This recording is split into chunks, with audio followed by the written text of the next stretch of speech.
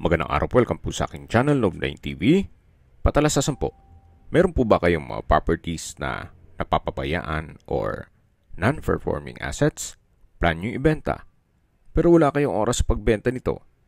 Kung ito'y pagkakatiwala nyo po sa amin, tawag lang po kayo sa aking numero, usap po tayo, gawin ko po ng video for free.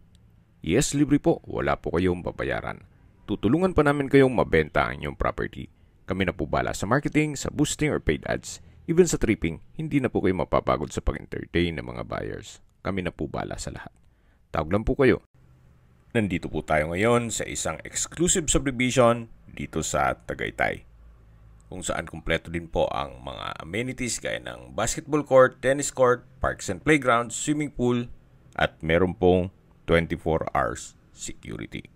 Ito pong bagong video presentation natin ay isang brand new 3-story house and lot na fully furnished.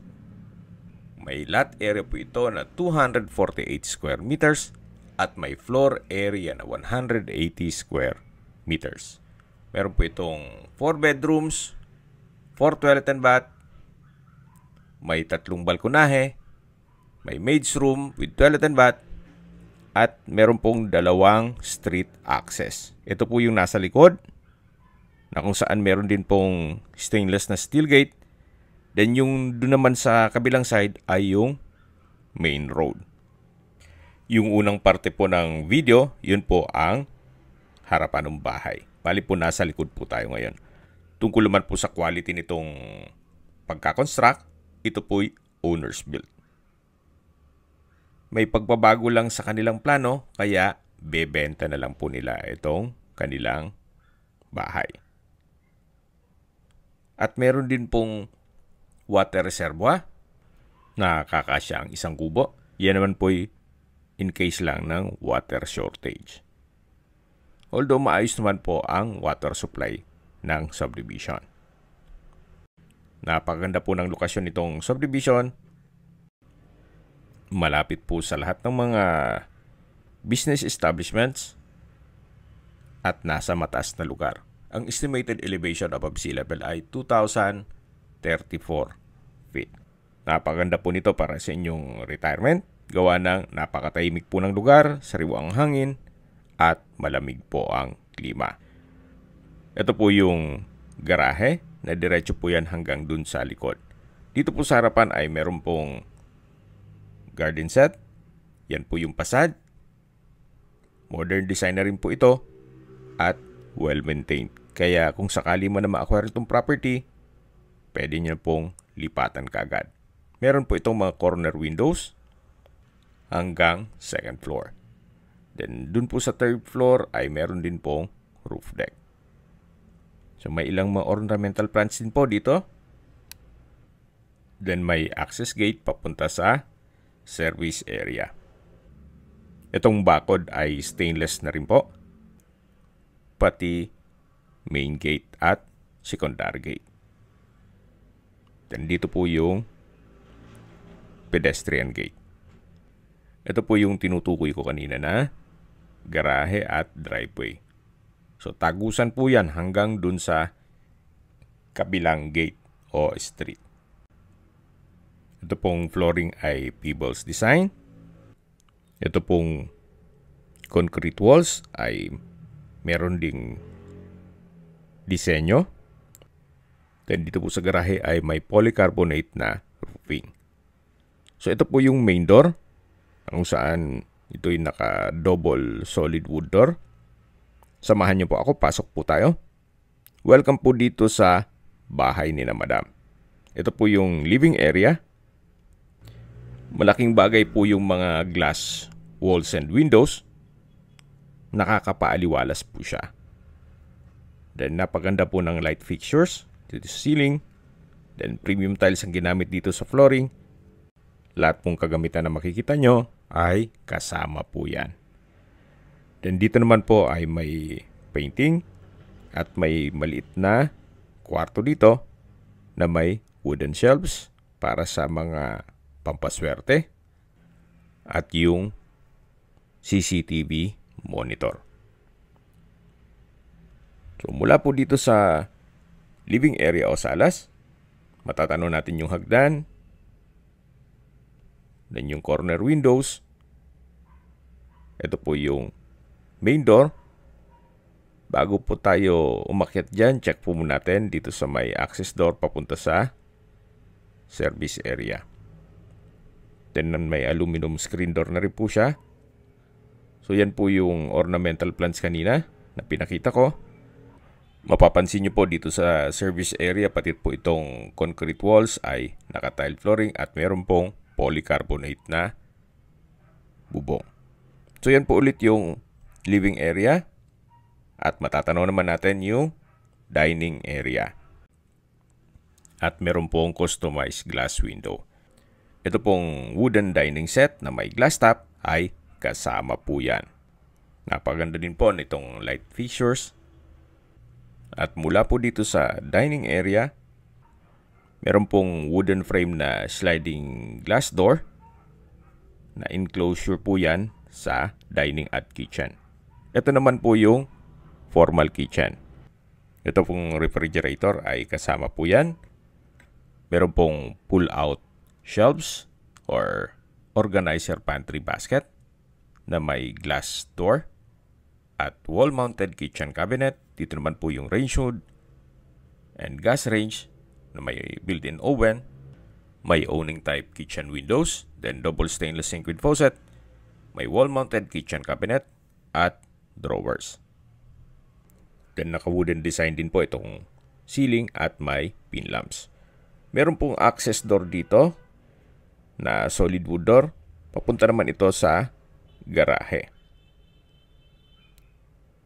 So hanggang dito po mapapansin nyo, hindi siya talaga tinipid. Napakaayos, naka-stainless gate. Then itong concrete walls, may disenyo. Then meron pang tempered glass. Then polycarbonate din po yung bubong. So kung built-in cell po sila, malamang hindi po sila mapapagawa ng ganun. Kasi additional costing pa yan eh. Gaya na nasabi ko, may pagbabago lang sa kanilang plano kaya bebenta na lang ito. So kung meron man po kayong PWD or senior citizen sa pamilya, ito naman po yung kwarto para sa kanila. Naka-solid wood door, sa spasyo, malaki. Then meron pong glass windows, may wooden bed frame and mattress, at bedside table na may drawer. Meron na rin pong brand new na split type aircon at light fixtures. Ito naman po yung wardrobe. Then napaganda po ng disenyo ng ceiling, wooden design with pin lamps, at dito naman po yung toilet and bath na naka-solid wood door. Pero po itong bathroom countertop, hand wash basin with stainless faucet, bathroom cabinet, naka-tile bathroom wall from floor to ceiling, meron pong bathroom window with blinds, may water closet with bidet, at shower enclosure. May towel holder, dalawa po yan, then 2-layer na bathroom shelf, at may hot shower set. So ito po yung toilet and bath dito sa first bedroom. Then hanggang dito po may bathroom window na nag-serve as natural sunlight. At tunghayan niyo po ulit itong first bedroom bago tayo lumabas. So sa spasyo, malaki po. Gaya na sabi ko, kung meron po kayong PWD or senior citizen sa pamilya, itong kwarto na to ang para sa kanila. Then paglabas po, yan po yung former kitchen na pwede pong maglagay ng breakfast table. At ito naman po yung dining area na may glass walls at matatanaw yung driveway. Mula po dito sa dining, matatanaw natin yung living area o salas at nandito na po tayo sa stairs o hagdan. Then meron pong secret door dito na papunta naman sa understairs na powder room. Naka-solid wood door din po ito. At maayos din ang bathroom fixtures. May hand wash basin, water closet, at from floor to ceiling po ang tile bathroom wall. Meron din po itong vanity mirror at bathroom window. So, balik ulit tayo dito. Yan po yung secret door. At yan yung dining area na na-present ko na kanina. So, ito na po yung hagdan na kung saan ito yung naka wooden staircase, wooden handrail, at glass railing. Dito naman po ay may staircase window, then may light fixtures. Okay, samahan niyo po ako, akyat po tayo. So hanggang dito po ay naka wooden staircase din siya at nandito na po tayo sa second floor. Meron pong solid wood na console table with drawer. Ito po yung hallway. Okay, check po natin itong master bedroom with adjoining sitting room. May customized glass windows, drawer and dresser with vanity mirror, split type aircon, light fixtures, wooden design ng ceiling with pin lamps, then ceiling cove design, at meron pong access door na made of wooden frame and glass papunta dito sa may balkonahe. At mula po dito, tunghayin nyo po, napaganda ng tanawin. Yan po ang inyong magiging kapitbahay.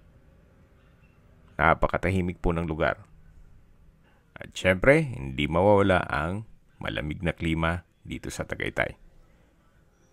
So, yan po yung polycarbonate na roofing. Sa baba po niyan yung service area. Balik po ulit tayo dito sa adjoining sitting room na parte po ito ng master bedroom. So, dito na po tayo sa mismong kwarto. Napakalaki po ng espasyo. Then, meron pong mga wardrobe. May bed frame and mattress. Wooden design itong flooring at ceiling. Then, may LED light fixtures. So, kompleto na rin po. At may customized glass windows na nakakapaaliwalas din.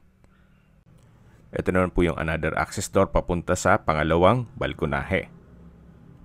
Naka-tile flooring, stainless din ang railing. At mula naman dito yung kabilang side ng property o bahay. Yan po yung customized glass windows, then wardrobe. Ito yung bed frame with mattress. At check na natin itong toilet and bath na naka-solid wood door din po ito. So, may bathroom countertop, hand wash basin, vanity mirror, bathroom cabinet, stainless faucet, then bathroom window with blinds, water closet with bidet. From floor to ceiling po ang tile bathroom wall. At ito po yung shower enclosure na may stainless towel rack, then hot shower set at overhead shower. So, ito po ang toilet and bath ng master bedroom. At paglabas po natin dito, yung adjoining sitting room. Maganda ring tawagin natin itong master suite with adjoining room. Anyway, i-correct nyo na lang ako kung mali po o tama yan. So, lalabas na po tayo dito. At balik tayo dito sa may hallway. Then, yung hagdan, mamaya, akit tayo dyan. Ito naman po yung pangatlong kwarto na naka-solid wood door. Then, malaki ang espasyo. May wardrobe, may bed frame and mattress. Premium tiles ang ginamit sa flooring. May pin lamps. Then, split type aircon. May wardrobe at customized glass windows. Then, dito po sa dulo ay yung toilet and bath na naka-solid wood door. So, halos same setup lang to itong mga banyo nila. May bathroom countertop, bathroom cabinet, hand wash basin, then stainless faucet. At from floor to ceiling ang tile bathroom wall. May water closet with bidet. Then, bathroom window. Ito yung shower enclosure. May wall-mounted stainless towel rack. at hot shower set. So halos same design lang po nung ibang banyo na naikutan na natin. May inverter split type aircon na rin po. At meron din po itong access sa balkonahe na naka wooden frame glass door. So naka tiled flooring, then stainless din po ang railing. Yan po yung main road at marami na rin pong nakatira dito sa subdivision. Sa security, wala pong problema, gawa ng mahigpit po. Kaya safe na safe po kayo dito. So hanggang dito po ang balkonahe. Sa baba po nito ay yung garahe o driveway na tagusan naman papunta dun sa kabilang street. At yan po yung polycarbonate roofing dun sa garahe. So babalik po ulit tayo dito sa loob. Yan po yung access din dun sa kabilang kwarto. So balik po ulit dito sa pangatlong kwarto. Tunghayin nyo po ulit bago tayo lumabas. Naka-customized glass windows, bed frame and mattress, wardrobe, split type aircon. So ito po ang third bedroom. Then dito naman sa kabila yung fourth bedroom. Naka-solid wood door at mas malaki po ang espasyo nito. May bed frame and mattress, may study table and drawer, then split type aircon, center lamp, pin lamp, may curtains, then wooden design itong tile flooring. At meron din po itong sariling toilet and bath na naka-solid wood door. Check po natin. Pasok po tayo. So, ganun din po. May bathroom countertop, hand wash basin, stainless faucet, bathroom cabinet, then vanity mirror, water closet with bidet. Then from floor to ceiling po ang tile bathroom wall. Then may wall-mounted glass shelves. At ito naman po yung shower enclosure na may hot shower set. Then bathroom window at may jacuzzi. So ito po yung toilet and bath ng fourth bedroom.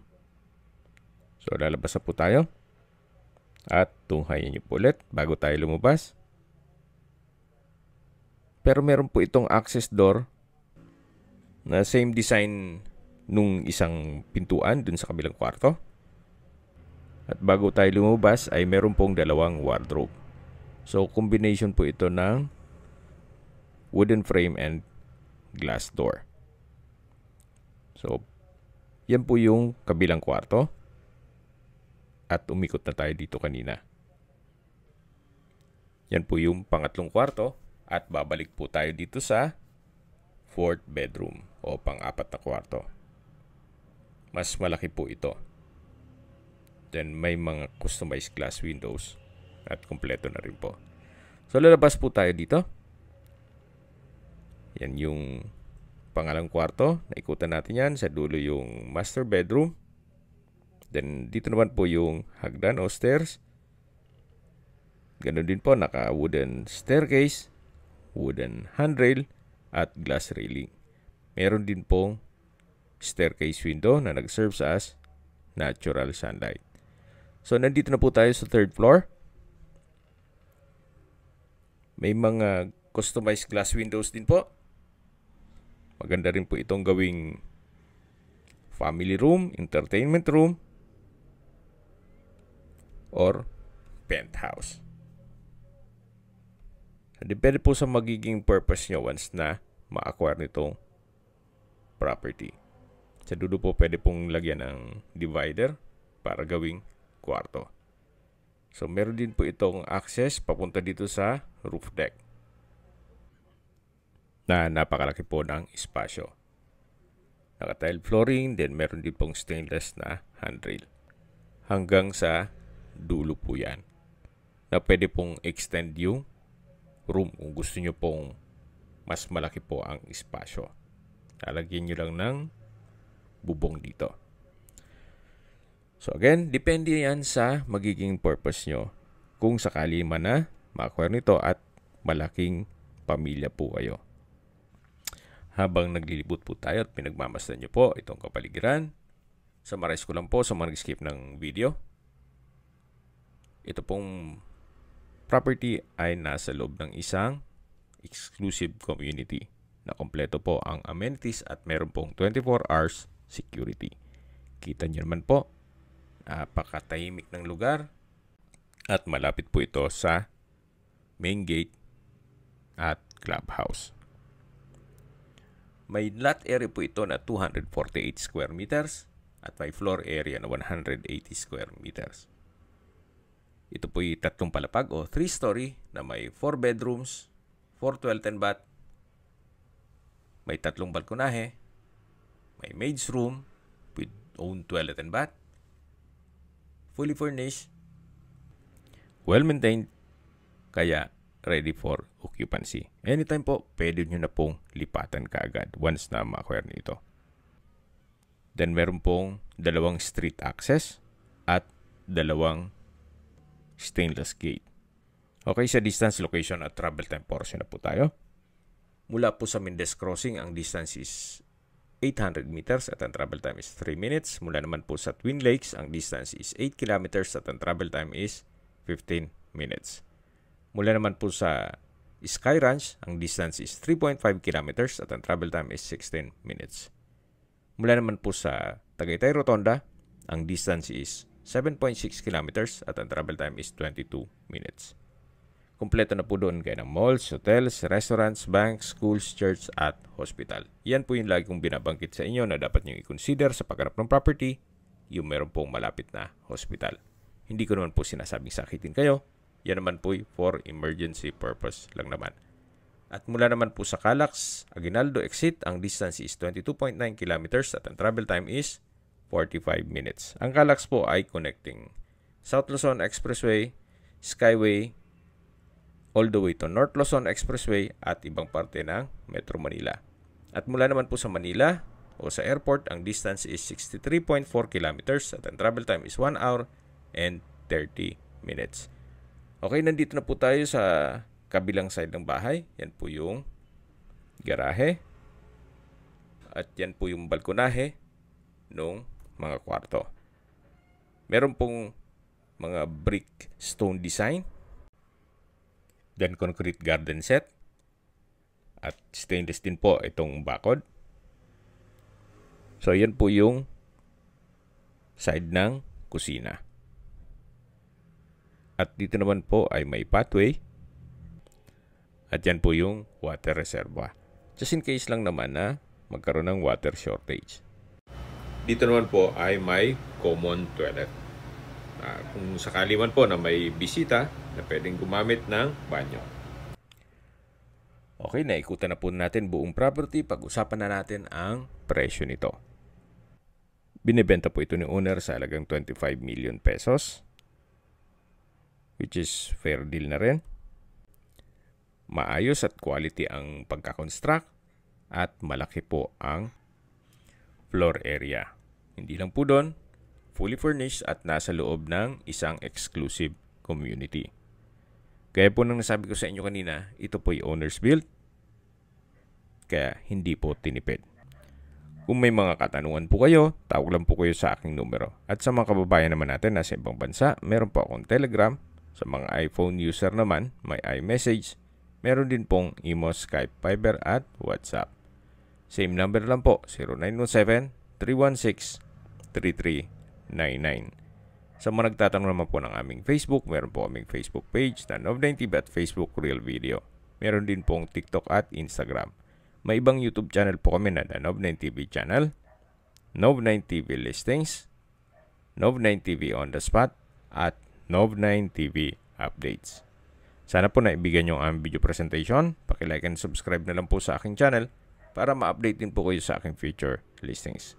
Kung sakali po hanap nyo yung mas malaking sukat ng lupa, mayroon din po kami ibang listings na pwede nyong pagpilian. Huwag po kayo makatubiling tumawag sa amin, then let us know your budget para malaman namin kung anong property pwede namin i-look sa inyo. Sa lahat pong viewer, subscriber at nagtiwala po sa amin, salamat po sa suporta. Ingat po kayo lagi at yung pamilya. Maraming salamat po.